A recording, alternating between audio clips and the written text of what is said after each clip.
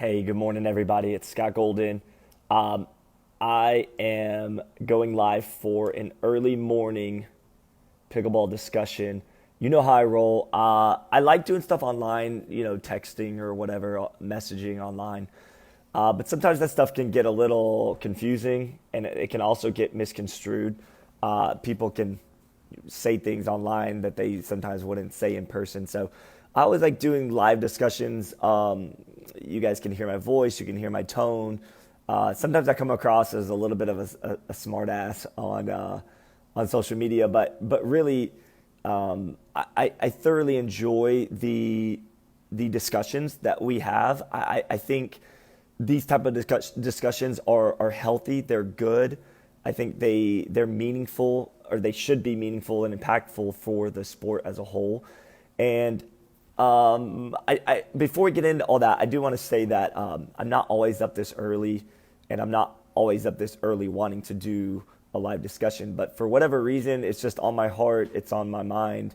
I woke up this morning, saw the post from someone that was basically, we'll get into it in a second, but I heard about it for the first time last night while I was teaching a clinic. I didn't know anything about it. It happened at TOC recently, this past week, and then I woke up this morning and it was on my Facebook, and so I decided, okay, you know what, like let's get into a discussion about it. So I posted something asking for everybody's thoughts, and I still want everybody's thoughts. If you have an opinion on it, go ahead and share it on that. Share your opinion on that post that I made. Also, feel free to make comments on here, ask questions, what have you, because that's what this discussion is all about. Also, I want to say that I'm going to have Rob Cassidy come on a little bit later on a second round, like a follow-up to this. He had to work this morning right now, and I've got to teach a clinic at 9, so I thought I'd go ahead and just jump on real quick and just give you my thoughts, and then we'll see where it goes, the conversation. But I will plan on bringing Rob back. And then I would love to also bring like Zane Navratil on, or even Morgan Evans, because I think it's important to have both sides of the debate, both sides of the discussion on to give their opinions. Here's where I'm going to start. I first want to say that like I'm new age. I'm new age thinking. I'm all about progressing the sport. I'm all about being open-minded to new and creative ways to play the game and to push the limits. Okay. Just so everybody knows and so everybody's clear, Zane Navratil is not the creator of this chainsaw serve. Okay. It became a thing when he started doing it on the APP and the PPA tour. It was getting a lot of exposure. But the real innovator for this serve was Morgan Evans. Morgan Evans is Australian. He comes from a big tennis background and has been doing that serve for a long time. It just didn't get the notoriety or the exposure because by the time, this is just the way it is, by the time the APP and PPA started coming around, Morgan Evans had already had like his good run in the pro level, and then had changed directions a little bit and was doing more teaching and online courses. He was creating like a business model.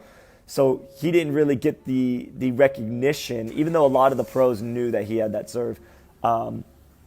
It was something that just recently got notoriety and fame because of Zane Navratil. And then once that happened, it caught fire, and then everybody started doing it. So here's where I'm going with this. I knew the serve was around. I saw Zane start doing it recently, and people started like mumbling about it and murmuring about it, good and bad. So I knew it was kind of catching on a little bit, and then it just, for some reason, with stuff like this, it just catches fire, and now Zane Navratil and a couple other of the pros have started to perfect, this chainsaw serve, and it's a really good serve. I will be the first to say, like, it's an excellent way to number one, not just win a point, not just ace somebody, but it's a good way to start off the point so that you can gain an advantage. Because often, even if you don't get, like, even if you can get the ball back over the net, it's not with a ton of pace or confidence or depth to it. So it sets up the third shot. Somebody in the comments earlier was saying this. It does set up the third shot to be really effective. They're moving in, they're moving forward. Oftentimes the ball is bouncing up to waist high, and then you can simply attack the ball from there, and it creates a lot of good opportunity. So oftentimes they're winning the points not off of an ace, but off of an awkward return, and then they are able to hit their third shot a lot better. So I'm actually going to go somewhere with this point. So I knew it was coming. I knew things were going on, but like I had not had a chance to play against Zane Navratil, any of the top pros, really, to be honest. At that point, like, I mean, I've played them, but not the ones that, like, I played Jay DeVilliers and J.W. Johnson recently. Both of them do some version of a chainsaw serve. It just wasn't that powerful. It wasn't that effective. I mean, sure, it made me, hesitate just a second, and then I would usually get it back over. I even took a game off of Jay DeVilliers and J.W. Johnson in Bend, Oregon. I was up 9-6 with my partner, Annika Cooper, in mixed doubles against Jay and Lauren Stratman. So Jay DeVilliers and Lauren Stratman. So it wasn't like those serves were so strong that I couldn't handle what they were bringing, okay?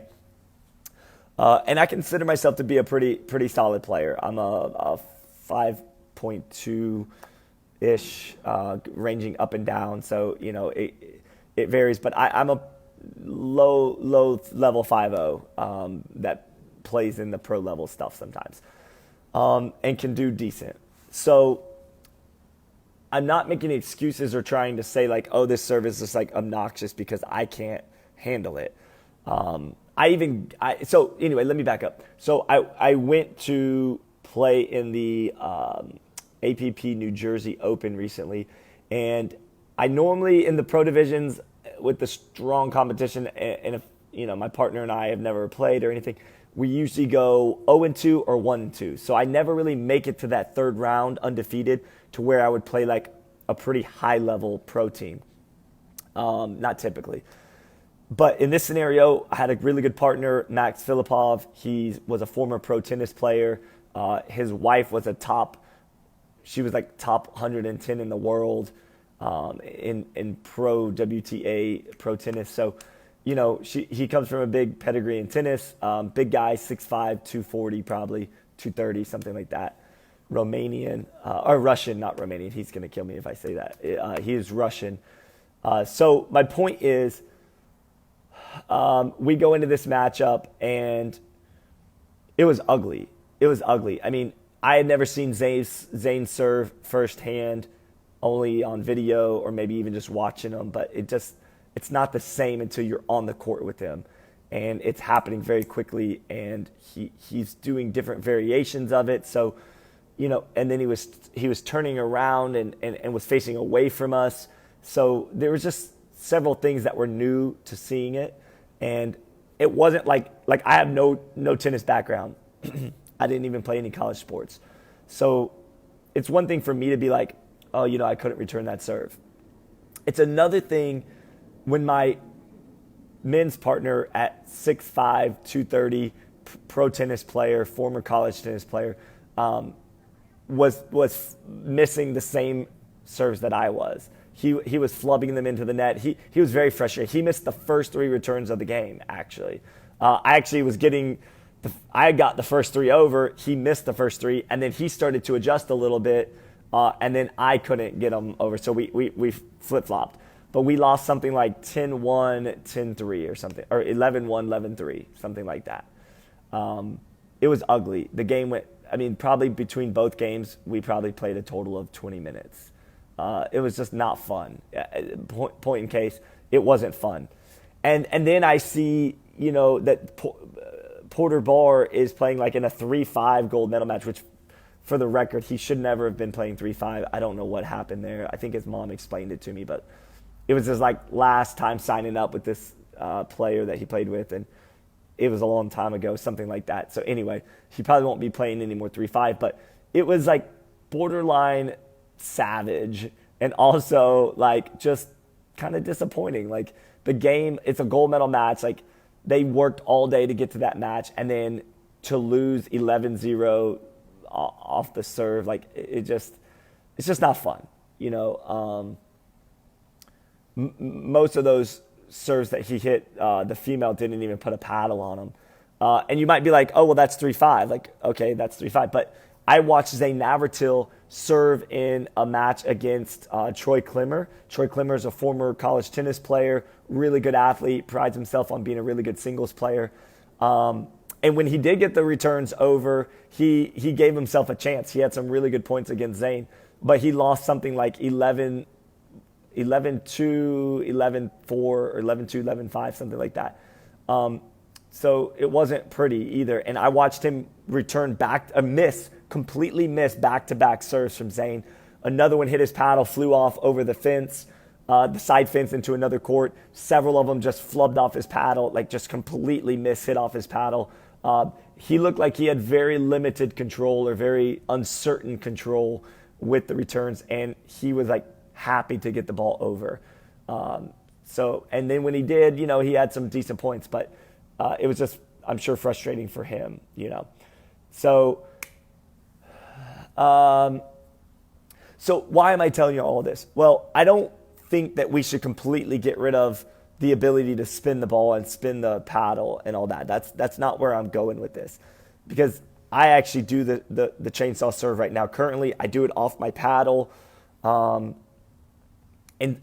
mine's not nearly as strong as these top pros, but I have a decent serve. I mean, I have a pretty decent serve, and I do occasionally, like yesterday I did the spin chainsaw serve, whatever, a few times throughout the probably 5 or 6 games we did. And I was able to win a few points where they missed the return.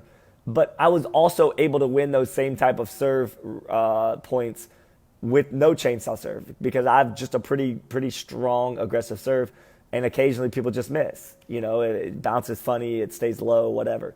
So it wasn't anything that was significant. So my point, though, is, maybe the rules committee should amend what they're able to do, in the sense of like, maybe like you just can spin it off of your left hand or your right hand, depending on if you're right or left-handed. And like, you can't gain that huge advantage of like spinning it off the paddle or off between your hand and the paddle grip. Like that's where they're really getting significant spin. And then it's kicking almost sideways. So to everybody that's like, oh, well, just adjust. It's like, okay, maybe we need to try to adjust for sure. I'm not saying that we shouldn't. And as athletes, like, we should always try to adjust to things. And I actually think I'm a pretty good player in the sense of like during a match, if somebody's doing something that's working, I usually am pretty good about getting me and my partner into a situation where we can counter what they're doing, right? If they're ripping the ball on their thirds and we're not handling it well, like coming up with a game plan is what I like to do. And I like that part of the game. But when you can't even return a serve to get into that kind of strategy, it's really just not fun. And yes, I think people will get better at returning it, but literally the ball's hitting and it's kicking this way or this way, 90 degrees with pace. Zane Navratil rips the crap out of this ball, and it's spinning sideways. It's not coming at you, it's going sideways, and then he will do no spin, and he'll kick it right at you into your body. So it's like, it's very, very uncomfortable, which is good. In some ways it's good, but like, do we really want our sport to be based on the serve? Because tennis is serve, big, volley, serve and volley, big serves. Typically, if you have two evenly matched players with both big serves, it comes down to a tiebreak, or it comes down to nobody gets broke, typically, or something like that. So like the serves create a huge, I would say, like advantage in tennis. The rules were not designed in pickleball to give either team a huge advantage. They wanted the playing field to be relatively even. So now it begs the question, like, is it getting to a point where there's a huge clear-cut advantage on this chainsaw serve to where it's not an even playing field anymore? And is that where we want the sport to head? If it goes on Fox Sports Live and these pros are not able to get good returns or even missing a lot of the returns, and it's just not good pickleball, is that really what we want? Is that how we want to see the sport develop? I don't know.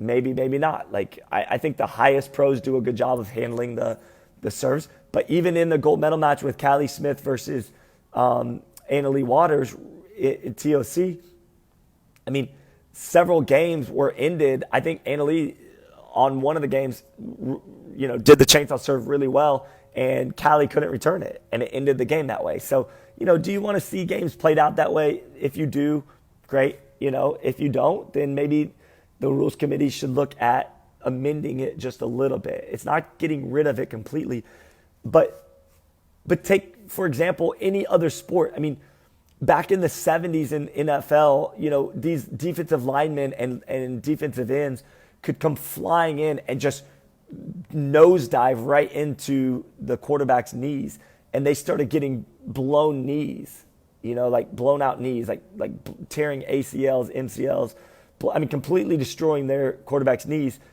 And so now there's rules in place. It's not that you can't ever hit the quarterback. You just can't hit them below the knees, right? So things evolve, and then there's like, okay, that's a little extreme. Let's taper it back a little bit. Let's make it more reasonable, more sensible, so that you can still hit the quarterback. You just can't dive down into their knees and take them out of the season.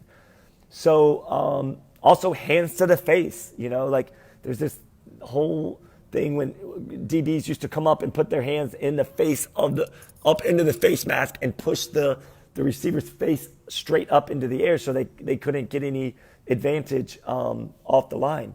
So they changed that. Now there's no hands to the face. It's just ping pong, table tennis.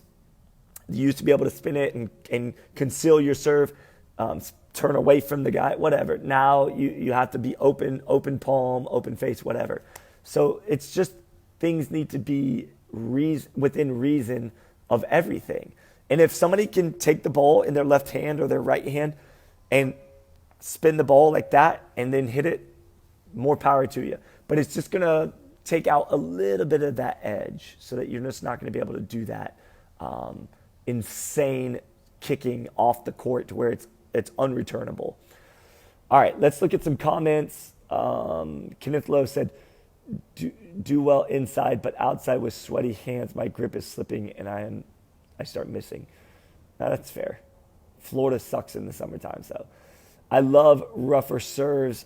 I've always felt easy serves was wasted opportunity to put opponent off balance. Anyone can learn a tougher serve and become better at returning it. Maybe it will make a clearer separation between 4-0 to 5-0 and 5-0 and above. Support the innovation. It's not innovation though, guys. This serve's been around a long time. It's just now everybody's doing it, and they're really pushing the limits. Mickey Collins says TV won't like it at all. Look, I mean, I don't come from tennis, but I do enjoy watching tennis. But I will say that it's not as fun to watch when the rallies are serve big, miss return. Serve big, ace. Serve big. So then it's 15, 30, 40, and then winner. Like, those aren't fun. I like to see the rallies, the back and forth strategy, moving the guys around, moving the females around. Like, that's where it's fun. And with this chainsaw serve in pickleball right now, it's honestly just it's not that fun to watch. Andrea said that wasn't 3-5, it was 4-5. And just FYI, Porter's serve is not the chainsaw. Okay, Andrea, I don't know what you consider the chainsaw, but he is doing a version of the chainsaw. So don't split hairs. I got on the court with Porter, and I didn't even have my paddle. I just told him, like, look, do the chainsaw serve, or do your serve, and let me see what it's doing. Let me watch it. I couldn't even catch it. I couldn't even catch it with my hands because it was shooting so hard either way the second that it hits, it kicks one way hard or one way hard the other way. So it's not. And then imagine trying to hit it with a paddle and keep it accurate and whatever. But okay, I was told it was 3.5. I apologize. It was 4.5. But still, even worse. I was thinking it was 3.5, so that made it like even a little more like okay. But at 4.5, that's crazy. Like that's crazy. That should never happen at 4.5, ever. All right, Chris Stickert said, keep the serve, but make it so the receiver has to see the ball. Zane turning around shouldn't be allowed. Dude, he didn't even have to turn around to ace several people. Like I don't even think that was the biggest deal. Matter of fact, I started picking up on when he would turn away from us, it would kick to my left hip. When he would face us and wasn't turning away, it would kick to my right. So in some ways, that was actually easier because I could at least guess where the ball was going to be kicking. But still trying to return it was the problem. I wasn't that, me personally, I wasn't that bothered by him turning away. That was a more aggressive serve, and it was insane to watch it kick like that. But I did start to see telltale signs of like where he was going to go with it based on if he was turning away or facing. But either way, I don't think you should be able to use the paddle as an advantage. It's like in baseball at the MLB, they don't let you use pine tar to gain a clear advantage. You have to use your natural skill set. If you can throw a nasty curveball without any advancement in pine tar or any assistance, dude, more power to you. Strike people out with that curveball all day long. Make them look silly. But when you can gain a clear advantage by using an aid, which the paddle or your other hand, to really generate a lot of spin like that, that's where I think that we need to amend the rule just a little. Don't allow them don't allow any of us to use the paddle or the handle or even your other hand to really generate a lot of serve. You shouldn't use the paddle to generate spin. Also, Chris is saying that too, so we're on the same page. All right, Steven Schnitzer said the chainsaw serve is just another skill to either learn or get defeated by like Ernie's or ATPs. No, disagree 100%. Disagree 100%. Two totally different things. When I'm hitting an Ernie or an ATP, I'm not being assisted by any type of aid. I'm not able to do anything that's not in the realm of normalcy. Okay? If you don't want somebody to hit an ATP on you, don't hit the ball down the line. That's a very controlled thing. That's a decision. What's happening with the chainsaw serve is it's getting so obnoxious now that like the ball's literally kicking 3 feet left or right, and even if you can get a paddle on it, it's like you can even see some of the pros, like they're just barely getting the paddle on the ball, and it's like there's no way to get like any type of real good return off of it. And that's just not the way the sport was designed. And I don't care if people can spin it and hit it with that, but don't allow people to use maybe the paddle as an aid. Okay? Paddle Tap Pickleball. I was just at their tournament. By the way, guys, if you're in South Florida, you got to play in one of the Paddle Tap Pickleball tournaments. It's well run, efficiently run. A lot of games. Well, I say that. It's double elimination, but like if you're guaranteed at least 3 games. So, that's pretty good. All right, he said the serve could deter low-level players to not continue to play due to lack of volley and strategy. Yeah, I mean, like, look, the lower-level players are not going to be able to serve like Zane or Porter or whatever, but, like, I mean, if somebody could figure it out, like, they'd win a lot of games easily. All right, so Kenneth Lowe said, I spin the ball off the palm of my hand. I always thought the rules say you can't spin off your paddle. Is that not right? Right now, the PPA will not allow you to serve off the face of the paddle. You can serve off the palm of your hand and then the paddle handle. You can use that as an aid right now. The APP is in alignment with the USA Pickleball, which I believe allows you to serve off the paddle face or the handle or whatever you want to do. There's no specific rule right now. All right, let's see what else we got. Jason Newman Schreiner said, has anyone torn an ACL returning a serve? Jason, if anybody could tear an ACL returning a serve, I believe it would be you. I'm just kidding. That was a funny joke. But no, I don't know, man. But it could happen. It really could happen. And that's not something to joke about. If somebody tears an ACL off of that, whatever. So, would you stop a pitcher from a curveball? See, but that's my point, Donnie. No, we're not stopping a pitcher from a curveball. But they will if they see the pitcher put pine tar. There was a guy recently, he put pine tar right up here on his neck. Or one of them put it right in the palm of their glove. And if you can gain an advantage by using that pine tar on your two fingers, and that gets you extra advantage, an extra whip on the ball, an extra curve on the ball, when they don't allow the hitter to have, any real advantage. They look at college. You can use an aluminum bat. The sound sounds like this, bing, bing. Right? It's an aluminum bat. It shoots off that paddle in college and high school. Guess what? In the pros they do. They make you use a wooden bat. Why? Because because there's too big of an advantage for the hitter to use an aluminum bat. Okay, and how do you? I don't know this exactly, but how do you guys think they came up with using wooden bats versus aluminum at the pro level? My guess, I don't know when it happened, but at some point there was no rule about using wooden bats versus aluminum at the pro level. Dudes were just pinging home runs off pitchers easily, just bam, bam, bam. They're just ripping these, and the pitchers were like, "This is so unfair. Like we can't even throw a fastball down the middle because these guys are just crushing balls off of the bat." And so they said, "Okay, fine. You can use a wooden bat from now on, and that will eliminate that huge advantage." Same thing with the curveball. If you can throw a nasty curveball on your own with no advantage, no aid, more power to you. But it's clear that they won't let you use pine tar as a pitcher or something that's going to give you a clear-cut advantage. Okay, let's see. Scott, I like your idea of being able to spin it with the offhand, but not necessarily off of the paddle hand or the paddle. The beauty of pickleball and the attraction to the masses is that there isn't really a clear-cut advantage on the serve.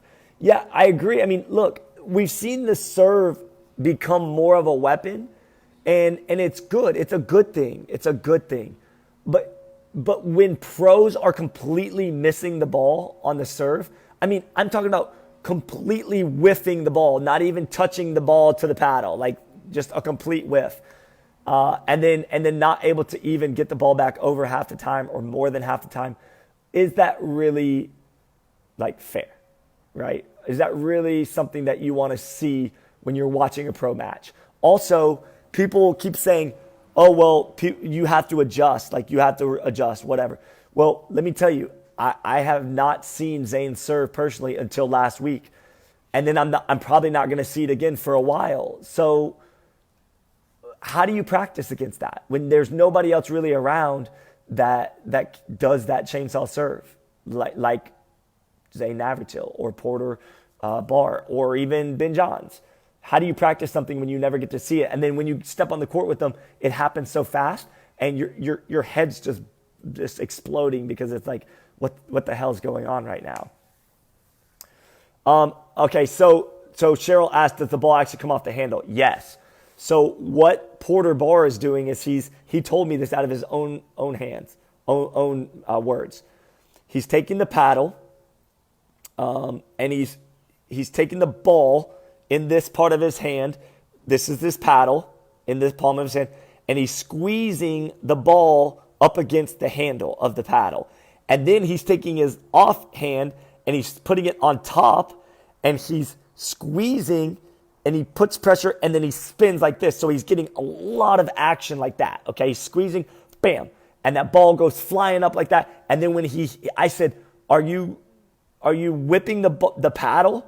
And he goes, "I don't even have to do anything. I just have to hit it." And he goes, "The spin itself, when it hits, it kicks one way or the other based on how he hits it, like which direction he's hitting from. But he's not having to do a lot of the spinning off his paddle. It's based on how he's pulling the ball off the handle with a lot of pace. Leo said, rallies all happen. That's why we drill, practice the serve, practice the return. The problem is not everybody can do that aggressive serve. It's just not everybody can do it like Zane. I was handling Jay DeVilliers, Lauren Stratman, J.W. Johnson, Mircea Marayu. I can handle all of their serves with relative, ease. It's not that uncomfortable. Yeah, sure, occasionally I miss one. But when I faced Zane Navratil, I was like, holy cow, like this is obnoxious. And also my partner, Max Filipov, who comes from a huge tennis background, pro level player on the tour, was just as frustrated or more frustrated not being able to return the serve. Yeah, Patrick, I think we're on the same page, bro. Patrick said, I agree on not using the paddle or the handle of the paddle, but allow spin from the hand. Absolutely. I'm all for that. I like the pine tar analogy. Exactly. Okay, you guys are seeing my point here. Keep the serve, but modify it so you can't use the paddle or other outside influence other than your hand. It adds another dimension to the game, in my opinion. Yeah, Justin, listen, I'm all for it. I agree. I don't think we should eliminate totally the ability to spin the ball and hit spin serves. Just not using the paddle handle or the paddle face to gain a huge advantage on the serve. And trust me, it is a huge advantage. Trust me. I didn't think it was any big deal until I had to face Zane's serve personally. And then I was like, whoa.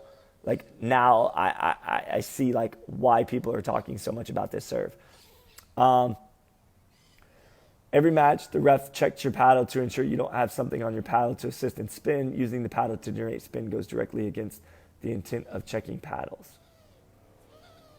So I guess what you're saying is you shouldn't be able to use the paddle as an aid because they're checking to make sure you don't put anything on there. Chris Paulson said, I think the chainsaw serve with just the fingers is really cool and fun to try to mess with. With that being said, pickleball was made to have the serve team at a disadvantage unless we go to rally scoring, which I disagree with. We should try to limit the chainsaw serve that Zane and Morgan have. Agreed. I spin it off my fingers. This works better for me than off the paddle. Look, Steven Schnitzer, I have no problem with that. I have no problem with that at all. I think that you should be able to use your offhand and spin it however you want. I can tell you, trying to control it like this off your hand and snapping it or spinning it off your hand there is much more difficult than using this as an aid to try to get clear-cut advantage like I'm doing right there. So, all right, I'm just reading all these comments, so you guys just bear with me. Matt Indara said, change my opinion after this discussion. Shouldn't be able to use the paddle. On the fence with using two hands to spin, leaning towards just using the one hand toss. And if you can generate spin with that hand, more power to you. Exactly. I think everybody seems to be on the same page with that. I was joking about your quarterback protection analogy. Love it. But you know what, Jason? Somebody might have actually torn an ACL. We just don't know it yet. Maybe it wasn't on video. I don't know. Let's see. Love this discussion, guys, by the way. This is awesome to see everybody's input. I'm just one guy with my opinion. I have my views and opinions, but I'm also interested in everybody else's as well. That's why I did this discussion this morning. Let's see. I will say this. When the spread came out in football, everyone who ran it killed everyone else. It was a gimme. It was gimmicky. After a season or so, teams started adjusting to it, and it became less of a dominant strategy. Hold on, let me read what he said again. Oh, the spread offense became less of a dominant strategy. I think this will be the same thing. We are talking about a small percentage of players being able to do this serve at that level, taking it away from Zane because he can be dominant, which it sounds like a little participation trophy-ish. No, look, it's not about that. It's like Porter Barr's doing it at 14, so it's not about just one person. It's going to get more and more and more. Jimbo Peters said, I'm all for keeping the current USA pickleball rules on the serve. I saw Jimbo doing the chainsaw serve recently at a tournament. Fine, but your serve's nowhere close to Zane's, to be honest, or Porter Barr's. So, whatever, it's like it's fine until you have to play Zane and you can't get a serve back over the net,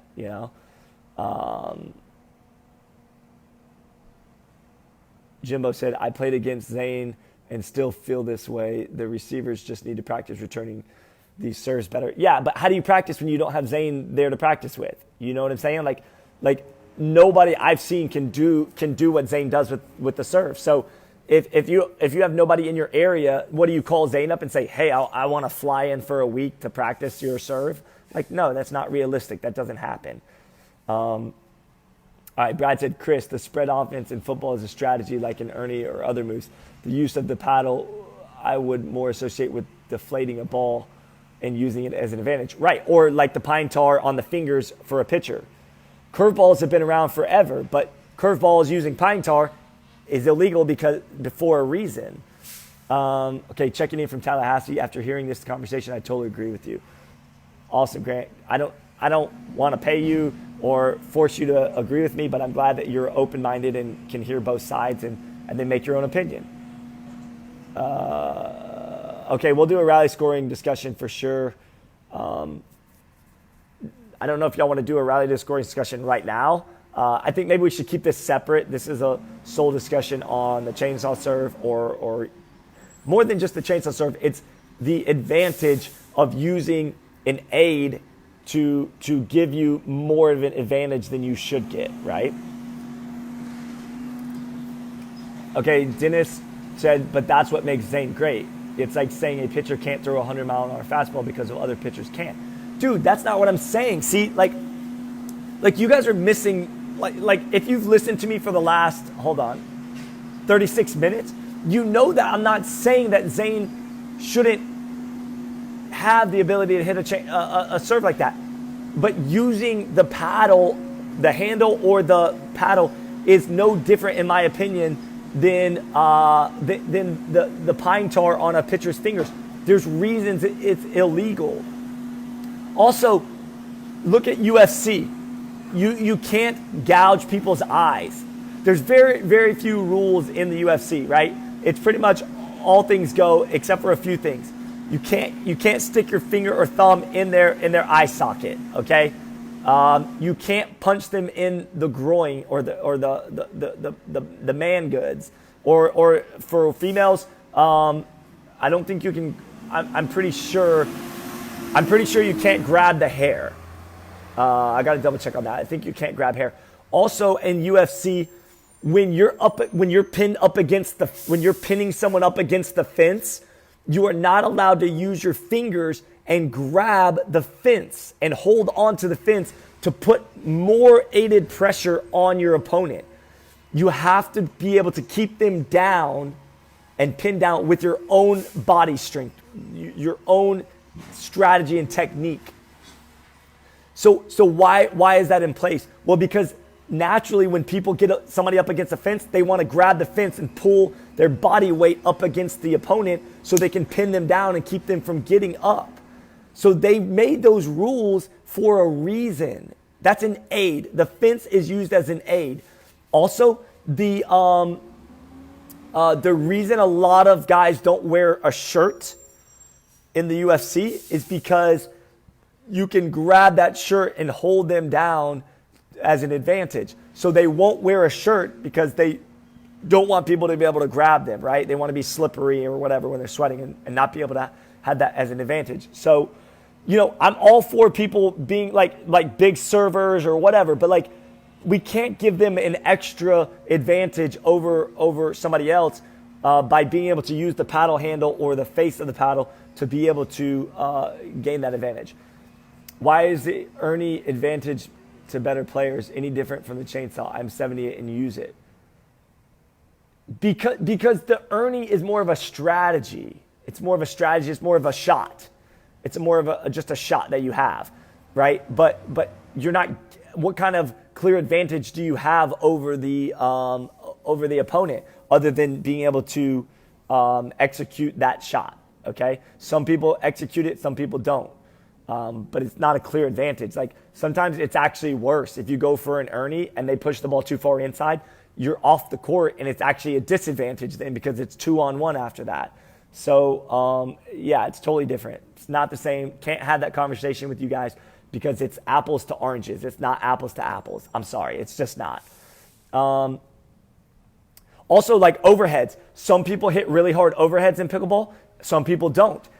That's just clear-cut like strength or technique, ability to hit a strong overhead versus like if there was some type of huge advantage that you could gain by, putting pine tar on the face of your paddle so that you can catch the spin off of it when you hit it and it just shoots off the court. Like, yeah, if you can do that without the pine tar, great. But you can't say that it's the same because it's not.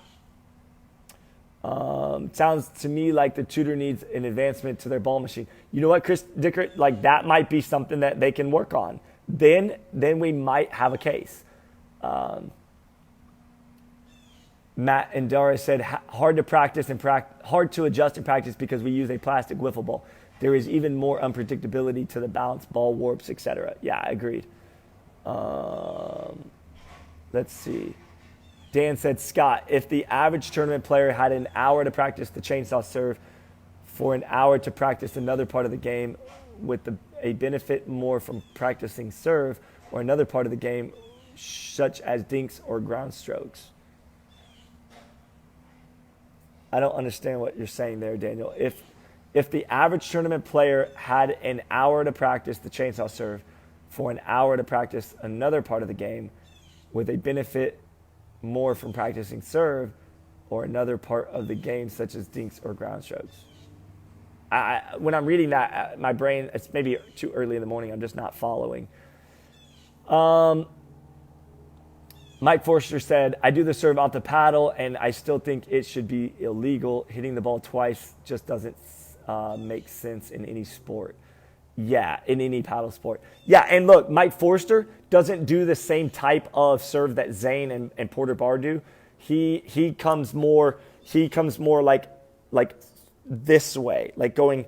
He rolls it kind of towards the net and gets forward spin, which just creates like depth in the serve and kicks like at you. It's not kicking sideways 90 degrees. I will say that Mike Forster has a really good serve, but it is returnable. Once you see it a couple times, like it's not that bad.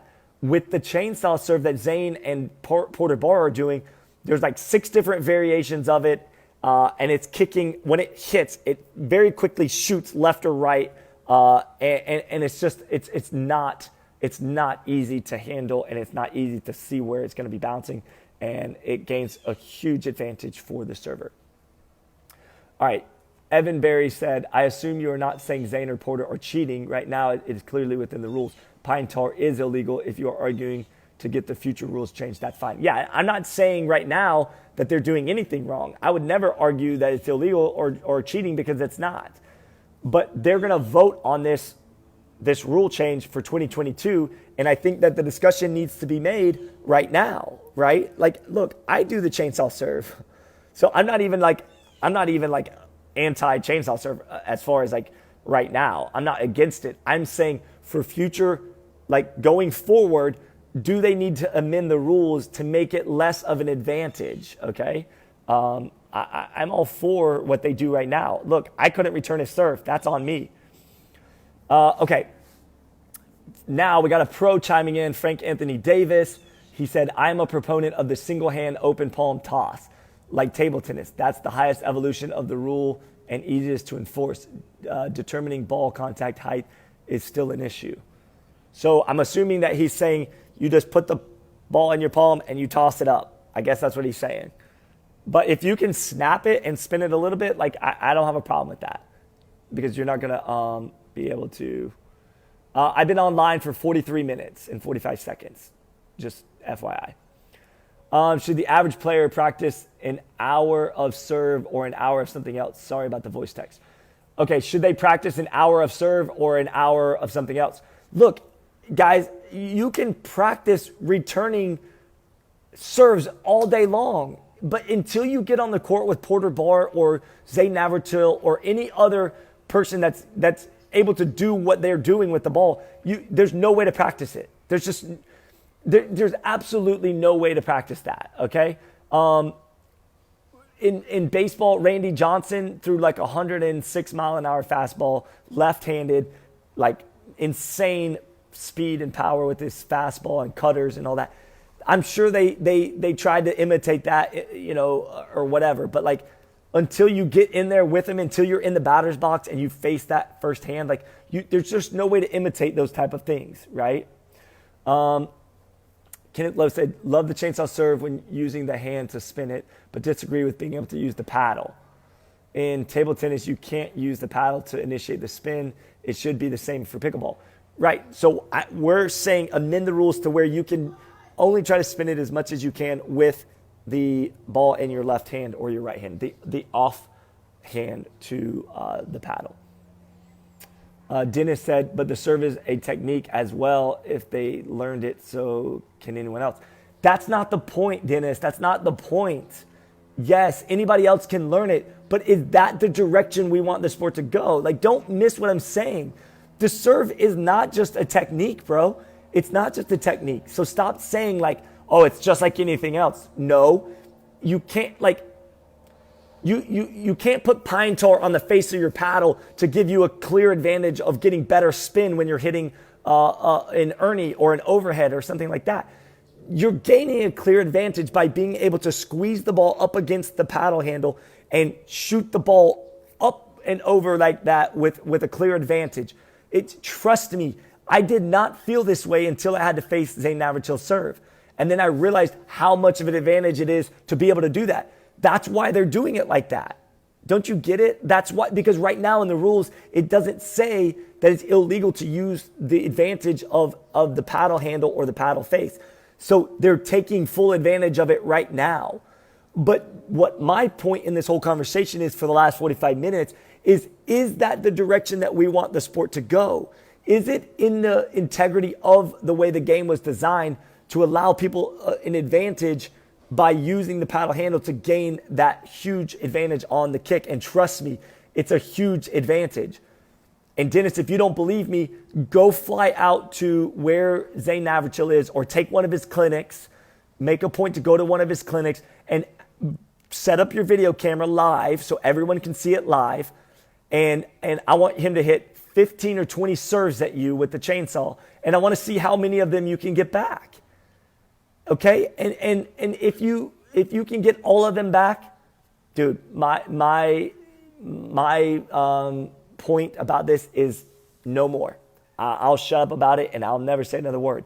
But I guarantee you won't get any of them back. I guarantee you. You'll not get a single one back and you'll be super frustrated. And if that's the case, then we have to ask the question, is that fair to the way the integrity of the game was designed and the rules that are already in place? Like, why do the refs, why is there guidelines on the way the paddle's made? There can only be so much inflection. There can only be so much grit on the paddle. There's all these things that they put guidelines on to keep the server from having the clear advantage. Why would this be any different? And in some ways, this is even more of an advantage because right now, after a company sends off a paddle to be approved by the USAPA, once it's approved, there's no more things in place. Like then the manufacturer could give the pros a totally different paddle with all different specs, and a referee out there on the court at the tournament, when they check the paddle, they're not going to know any difference between the one that was sent to the USAPA and the one that they're playing with that has a clear advantage. What they're looking for is like extra, I believe, extra substances on the paddle, and they're looking for a USA approval stamp. So, whatever, it's not the same. Chris Dickert said, devil's advocate, what happens if another player can spin it insanely with one hand and do the same? Will we then want to change it because that person can spin it more than anyone else? No, look, I'm telling you right now, it's those guys cannot get the same type of spin. That's just the way it is. It's like it's just not the same. That's why they're doing. Look, Chris Dicker, if if Zane thought that it was better and more advantageous to spin it off one hand, don't you think he would be doing that? Duh. Don't you think they're pushing the envelope? So it's clear as day to me that the advantage is on spinning it off the handle or the paddle face. Okay, so that's why I say off the hand. Frank responded to Jimbo Peterson, said, "How do you get better at reading spin direction when you can't see?" Yeah, exactly. If you're hiding it, you can't tell. All right. He'd kill me. Right, exactly, Dennis, exactly. Yeah, that's he killed me, and I'm a 5.0/pro player, and I couldn't return it. But also Troy Klimmer, the reference I use, go back, guys, go back and watch the match between Zane Navratil and Troy Klimmer at the New Jersey Open just last week, and tell me it's not a huge advantage, because it is. Troy looked so uncomfortable out there. It's ridiculous. Former college tennis player, loves singles. Dude got beat like 11. I got to remember, go back and look, but 11-2, 11-4, maybe something like that. It was obnoxious. It was totally obnoxious. Chris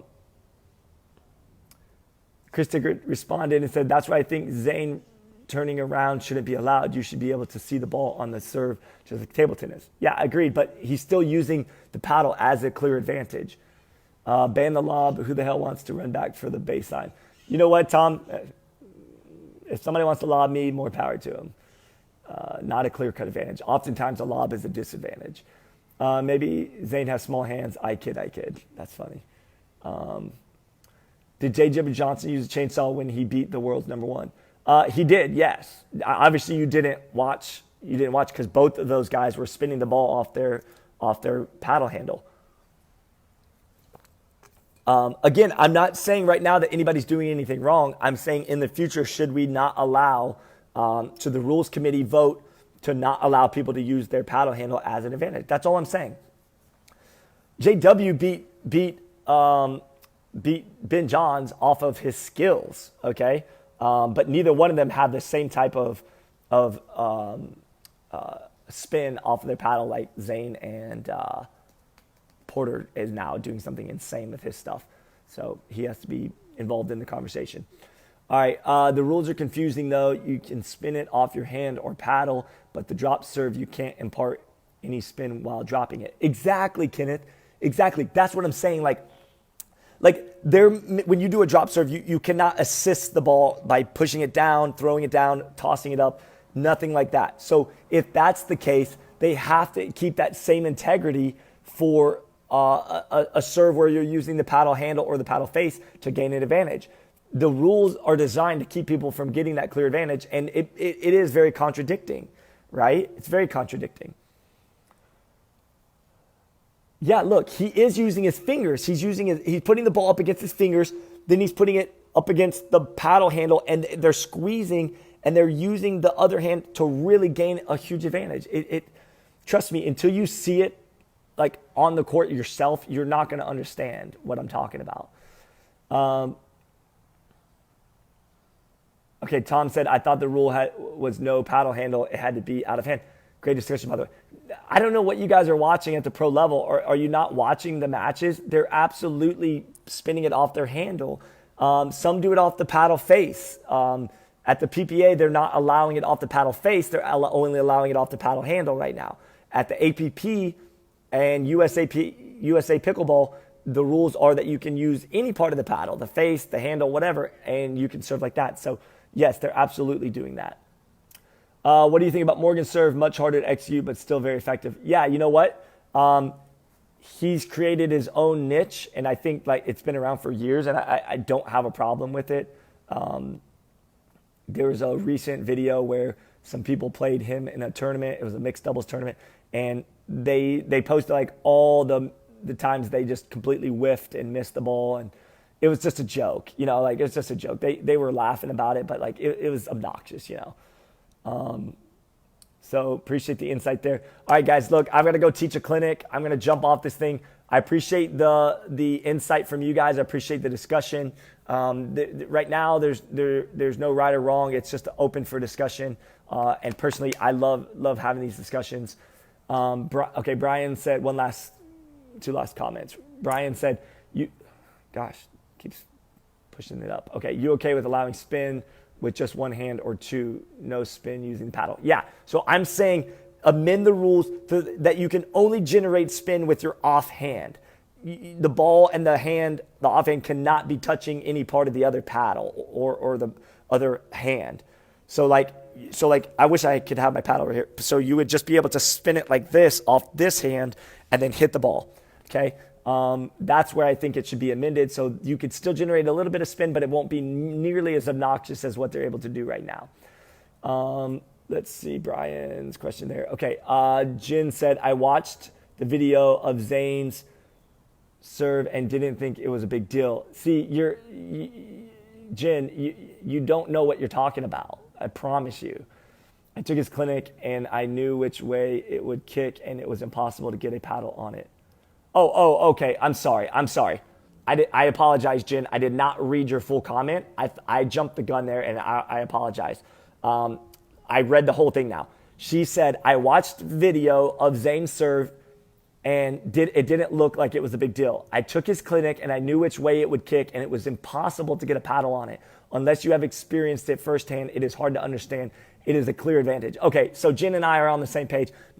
My heartfelt apologies for jumping the gun on you there. I thought you were saying that it was no big deal, but in fact, it is a huge advantage.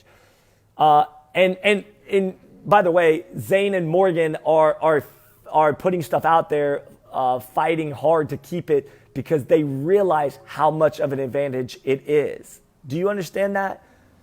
Do you understand that? Like, they get how much of an advantage it is, and they like that, so they're fighting for the rules not to get changed because they know if it changes, they won't have that big of an advantage anymore. And I believe that you should win in pickleball based on skill set alone.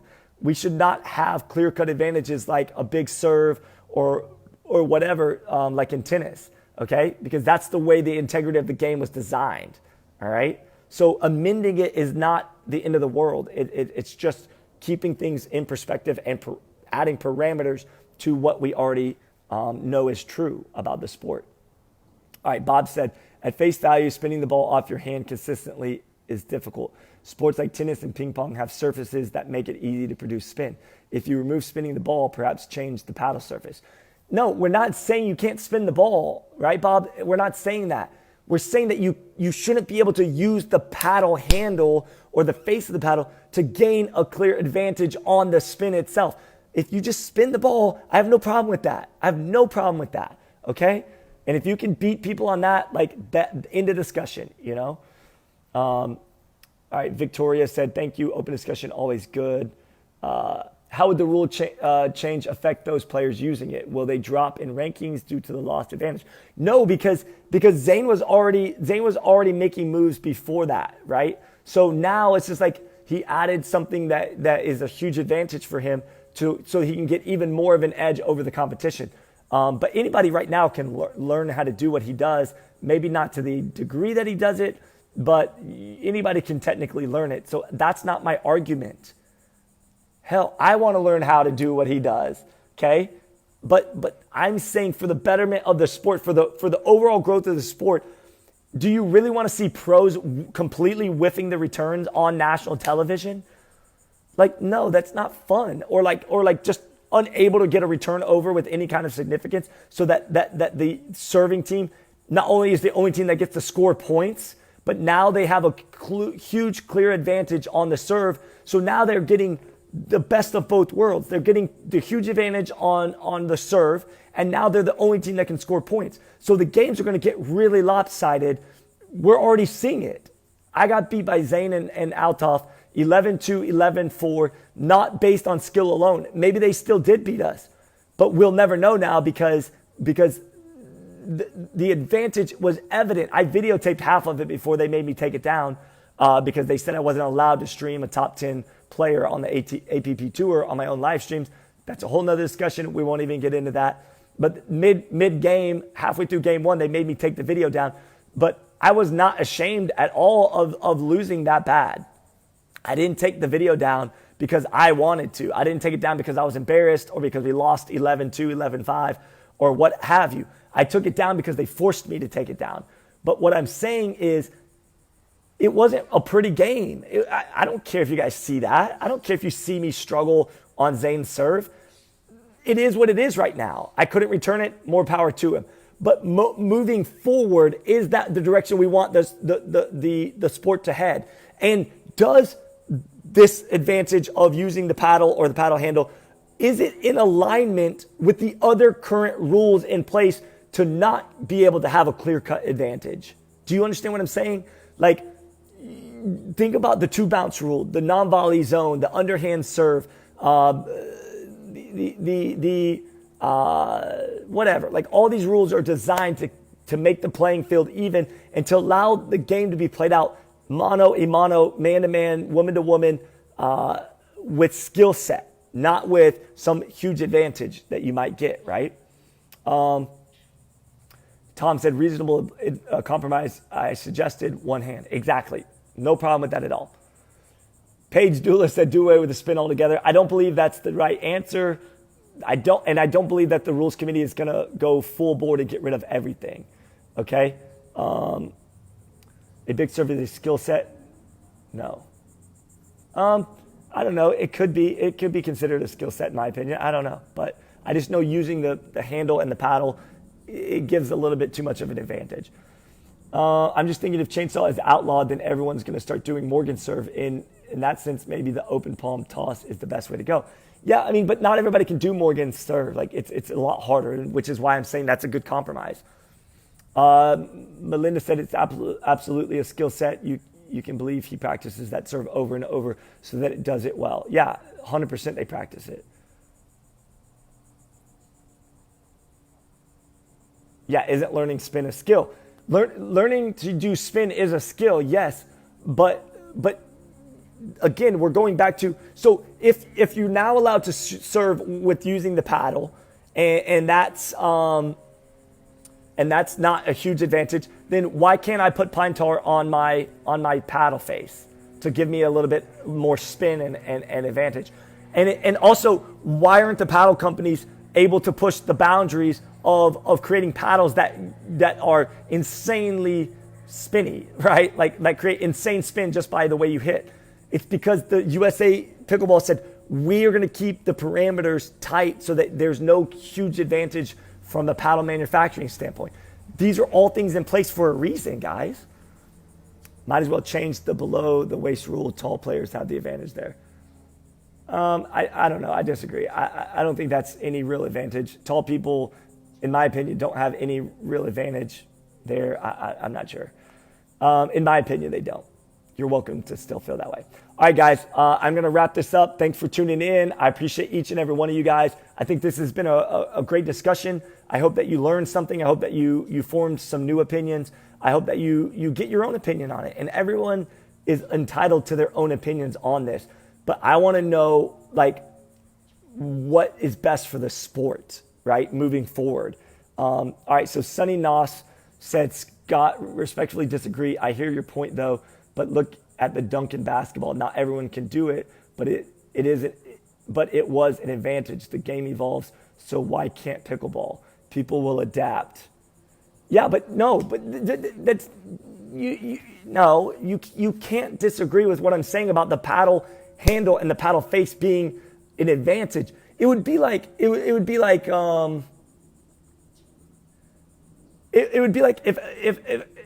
a 5'6" guy in the NBA put on a pair of shoes that had springs so that he could jump higher so he could also dunk with the other players. That's an advantage because God gave him a 5'6" frame and the rim is in the NBA is set at 10 feet. So if he can't naturally jump and dunk that, he should not be allowed to put on a pair of shoes with extra springy springs to give him an extra advantage to jump up and be able to dunk. So I disagree. If God gave you a 7-foot frame or a 6'7" frame, and you can dunk based on your natural talent and skill and God-given frame, then more power to you. Look, Jeff Warnick is 6'5". He's 6'5", tall, athletic, long. He has a really unique style, but Jeff does not win every single time just because he's tall. And tall people that can dunk don't win every exchange or every game just because they can dunk. It's not that big of an advantage. Yes, it does tend to be an advantage for somebody taller to be able to dunk, but if a 5'6" player can put springs on his shoes so that he can get an advantage dunking, then that's where I have the problem with it. That's where I run into the issue of, where do we draw the line? Ernie said, but a modification on a paddle like pine tar on the surface is different from...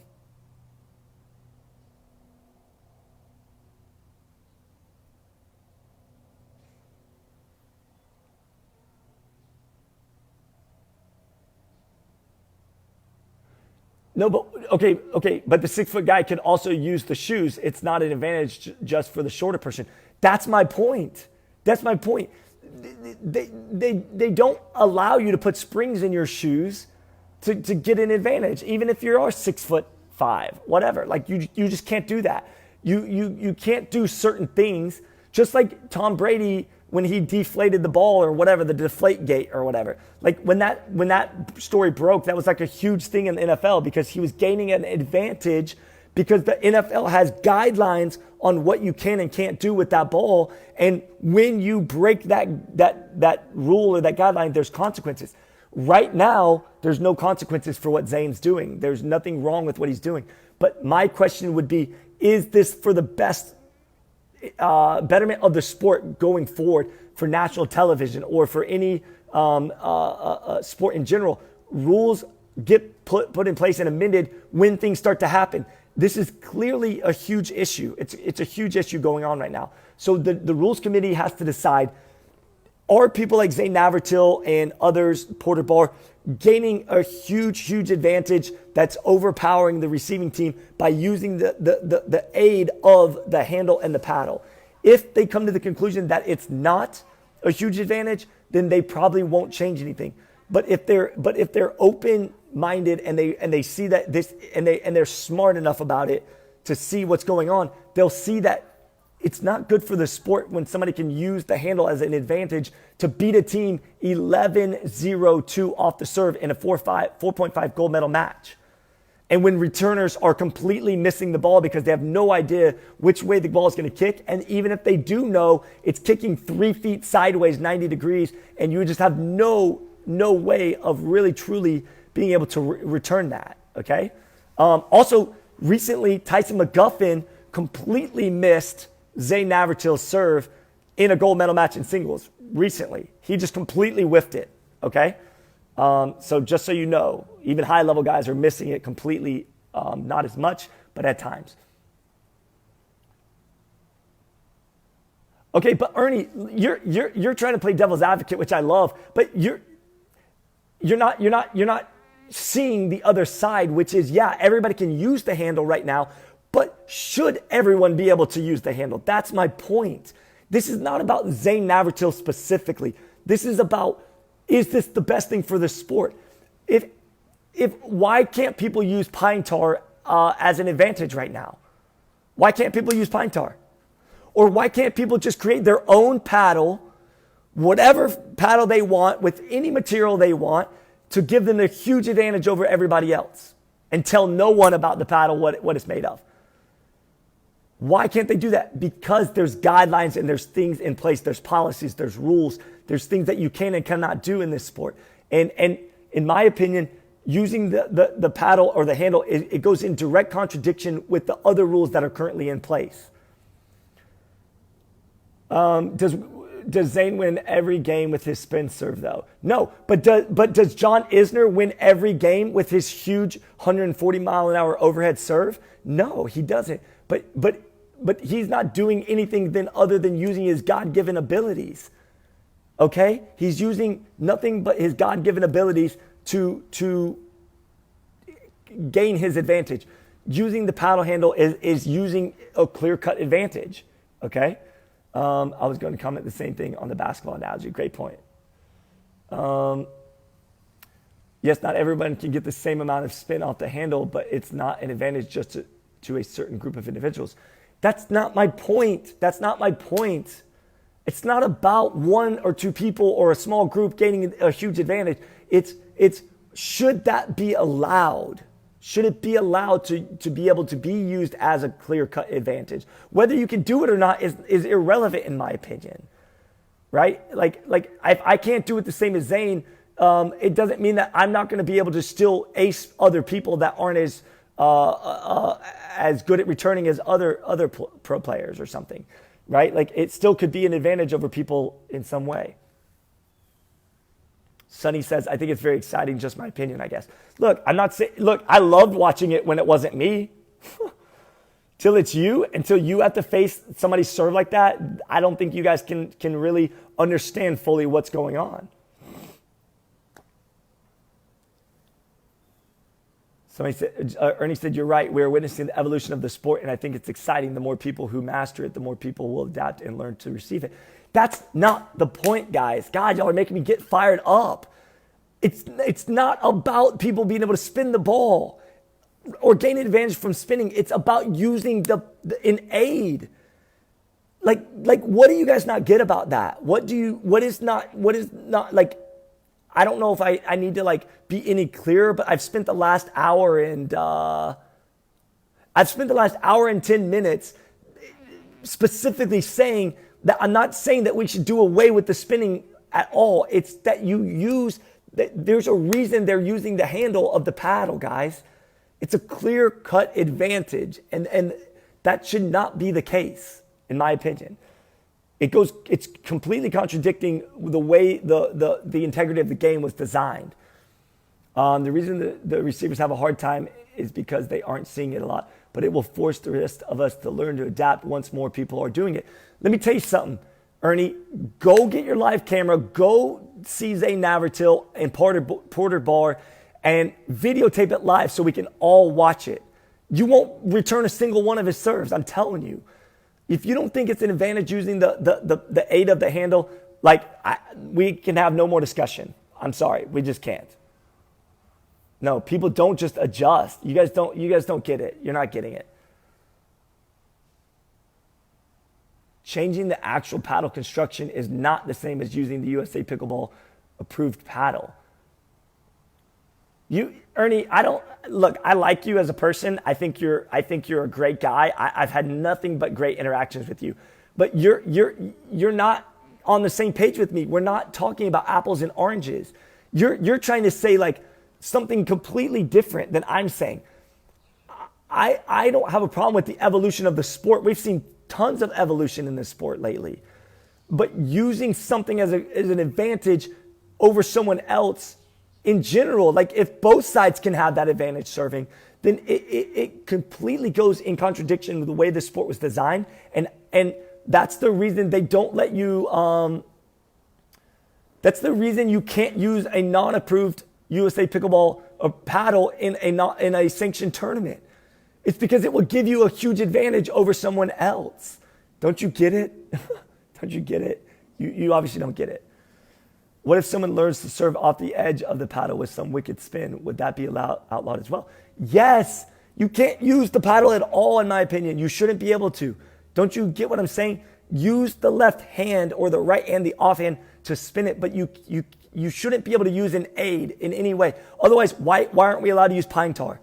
Why can't I put pine tar on my fingers and spin the ball off of my fingers with pine tar, right? Because it's a huge advantage that shouldn't be there, and it shouldn't be allowed. He said, I'm all for guidelines of pickleball construction, but how one uses the approved paddle is fine. What about using the other hand and not the handle? Are you okay with that? Yes, that's what I've been saying for the last hour and a half. I'm okay with that. That's what I'm going for. Dan Schumann said Zane does not use his handle for most of his serves. He uses his other hand. Disagree. He's got the handle in the other hand and he's using it up against it. But even so, you're able to use the handle as an aid to get more leverage. I'm just telling you, that's the facts. Okay, so if what Dan's saying, if you want to go that route, you can use both hands, then how about this? You have to put the paddle down on the ground. You can spin the ball like this with both hands, but then you have to pick the paddle back up and then hit the serve from there. How about that? Or put it between your legs, or put it up here on your shoulder and hold it with your shoulder until you use both hands. What I'm saying is, I see after facing Zane's serve, they're getting a huge, and Porter Barr showed me what he does. They're getting a huge advantage by spinning the ball with pressure up against the paddle handle. I'm telling you, I talked to Porter Barr. That's what he's doing.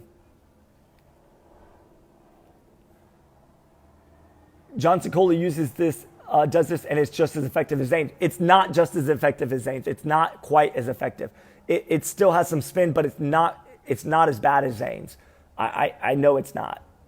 Sonny said, but Scott, if you were to leave, have beaten Zane and it wasn't an advantage, would you care about this serve?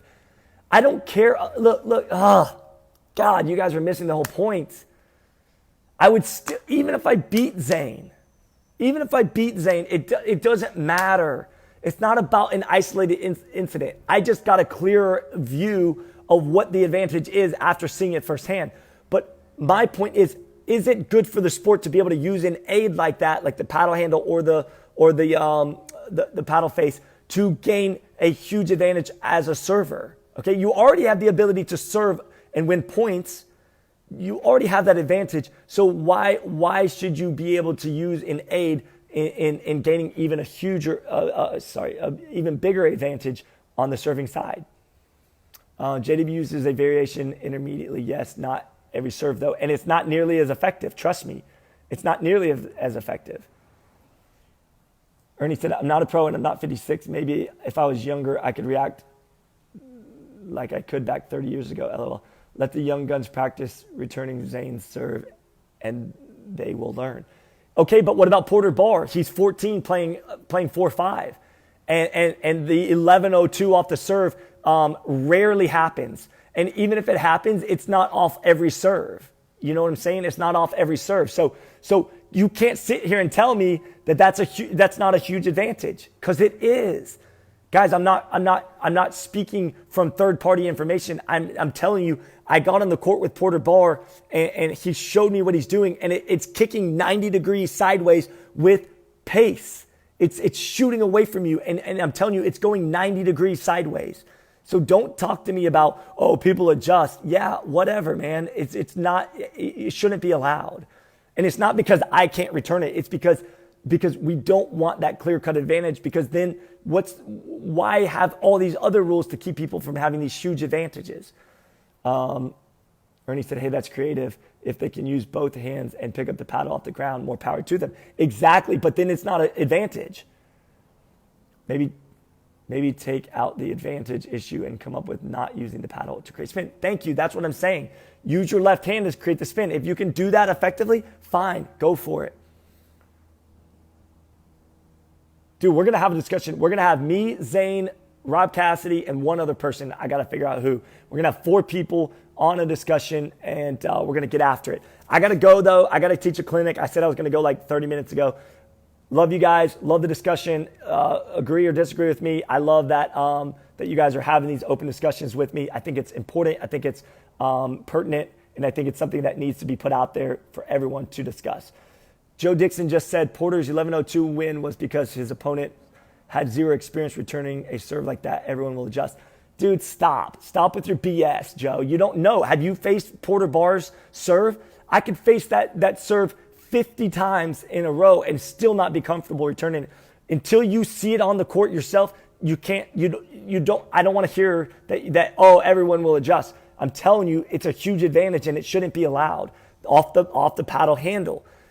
Porter's serve will not be that advantageous if he has to use just his left hand to create the same spin. I promise you, it won't be. I know for a fact. Good convo. Will be interesting to see what the rules committee will come up with. Yeah, absolutely. Jimbo said, I adjusted the same serve after one game. It's absolutely possible to adjust to it. I was returning serves much better between game 1 and 2 from small minor adjustments. Okay, Jimbo, I get it, but you're not everybody. You're not the masses. Is it good for the sport as a whole for people to be able to use an aid to gain an advantage? Okay, yeah, sure. You're able to adjust after 1 to 2 games. Not everybody's able to do that, and so it's still a huge advantage. And Scott, it's not a discussion if you're attacking conflict. Oh, please, Paul. I don't know if I even know you personally. This is my live stream. I'm passionate about this, but my passion is not me attacking people. So you can chill on that. And most of the people that I'm having the discussion with, I know personally. So I have disagreed with Ernie and some other people. And if you've been watching this whole thing, you know that I said I love Ernie. I have nothing against Ernie, but the discussion is about the clear advantage that you gain using the spin off the paddle handle. Okay, so if that's going to be allowed, then why can't I put pine tar on my paddle face? Why can't I put some sticky substance on the face of my paddle to be able to gain an advantage over somebody else? Okay, if you can create spin and pace with spinning the ball on your left hand or your right hand alone, I have no issues with that, none at all. And also, Paul said it's not a discussion if you're attacking conflicting opinions. I think you're just a little too sensitive. I think you're living in 2021 where everybody's offended when someone's got an opinion. I said upfront and openly and honestly that I have my opinions, but I respect and will listen to anybody else's opinion about this. But we got to talk apples to apples. We can't discuss things that we're not on the same page with, because it's not the same discussion. Okay. So as long as we're talking about the same stuff, then I'm more than open to listening to people's opinions. I love Jimbo Peterson. Jimbo's one of my good friends, but he and I disagree on this subject. Okay, so I don't think I'm ever going to agree with him on this, right? But we can compromise, and the rules committee can come up with some type of good, healthy compromise to this problem that we're seeing. We need to let it play out for more than a year, I think. No, I disagree. I don't think using the paddle as an advantage should be played out for a year. Why?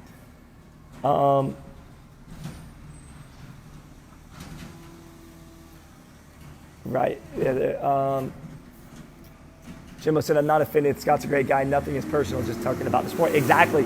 When I see somebody being personally offended and they think I'm attacking people, that's actually comical to me, because discussion should have 2 different opinions, 2 different viewpoints, and you should be heated and passionate about your viewpoint. Otherwise, why would I be on here doing this for the last hour and a half? There's no point. I am very passionate.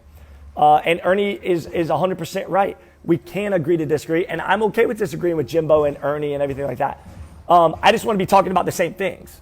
And Ernie said, I'm going to work on my spin with one hand. Watch out, Golden Boy. See, exactly. Ernie's a great guy. Just made a good joke. I love it. And no personal feelings hurt. No issues. I have no issues with anybody on here that's said anything. But who defines advantage, though? If you can't return, but someone else can, is it an advantage? I can't dunk, but someone else can. Should we outlaw dunking? Love the discussion. No, you don't get it. You don't get it. You don't get it. I'm not going to have that discussion if you don't understand that using the aid, some type of aid, is illegal in other sports, and it's also illegal in a lot of ways in pickleball. I'm going to wear a tacky glove on my left hand for extra spin. There you go. Okay, guys, I got to go. I'm going to be late if not. Keep having the discussion. We'll do this again soon. I'll bring on a panel of discussion, a panel of players to discuss different viewpoints soon. So tune in. Love you guys. Hope nobody's offended or feel like I'm attacking them, because I'm not. I'm just a very passionate dude. So, all right. Love you guys. See you later. Bye.